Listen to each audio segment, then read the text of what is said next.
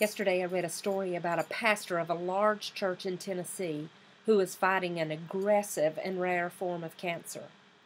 And the pastor was saying to his church, to his large congregation, he said, "You have heard me preach for years, hundreds of messages on the promises of God and God's faithfulness and God's love." And he said, "You've heard the stories, you've heard the messages, and now it's time to live it out." And I thought about that in our Christian walk. You know, it's not difficult to live out our faith. It's not difficult to live it out when we're cruising through life and when things could not be any better, or even when things are just good.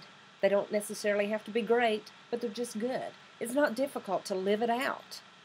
And it's not difficult to live it out when we're walking by sight. Our faith is intact when we can see where we're going and see what God is doing and see Him at work. It's not difficult to live it out. It's not difficult to live it out when we have tangible evidence that God is at work in our lives.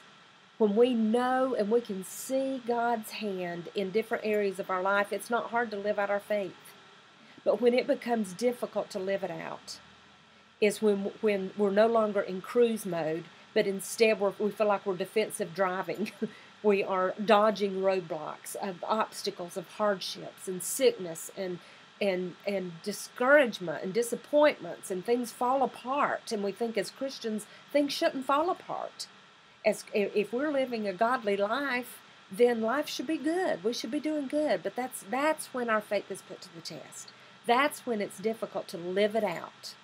And it's difficult to live it out when we're no longer walking by sight, and now we have to walk by faith because we cannot see our hand in front of our face. We have no idea what the next step looks like. We have no idea what's around the corner. We have no idea where God's going with this path that He put us on. That's when it's difficult to live it out.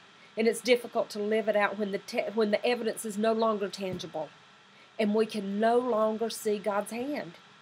And we're just like, where are you going with this, Lord? What am I supposed to be learning from this? How much longer is this particular trial going to last? How much longer are we going to be asked to walk by faith and not be able to see your hand, the tangible evidence that you're at work in our life? That's when our faith is put to the test. That's when it's difficult to live it out. But you know what? That's when the Lord wants us to daily, multiple times a day, call on Him. He wants us to multiple times a day just ask Him, God, I need to see You. I need to feel You. We may not see it, but I can tell you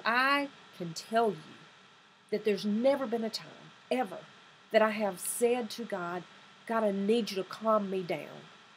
I need You to calm my spirit. I need You to fix something in my life. I need You to help me react in a right way. I need You to help me respond in a godly way to a particular circumstance. I've never asked Him that He's not come through for me. Exodus 14:14, I saw it posted today by Caleb's little girlfriend on Twitter, and I love that verse. But it says, there's two different versions that I love. One is, you need only be still, and I will do the work. And the other one, the other version says, remain calm, and I will fight for you. And that's why all we have to do is ask Him. All we have to do is go to Him. And if we ask Him to calm our spirit, He will give us what we need in order to live it out.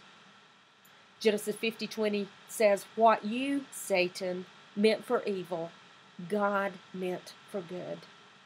And when Satan when he tries to take our trials and our tribulations and our hardships and tries to bring us down and tries to make us doubt our faith and doubt our relationship with the Lord, he means that for evil. He would love for our trials and our sicknesses and our the death in our families, whatever we're faced with. He would love for that to cause our faith to crumble. And He would love for us to no longer be able to live it out. But it's during those times that what Satan means for evil, God means for good. And He works it. Romans 8:28 tells us that all things For He works everything in our life for good, for those who love Him, in the lives of those who love Him and are called according to His purpose. And so no matter what's thrown our way, and no matter how bad things seem to be in our life, we can still live it out. We can live out our faith if we will go to God and just ask Him for that strength. Can't do it in our own strength, cannot. Cannot do it in our own mind, cannot do it in our own reactions. Our human reactions would be fear and anxiety and overreaction and falling under the weight. And so if we're talking the talk when things are going good, we have to live it out when things are going bad. We've taught it, we've preached it, we've shared it with other Christian friends and other, even non-Christians. We have shared our faith and we have encouraged them. So we've shared it and we've taught it, and some have preached it and we've sang about it. And now it's time to live it out.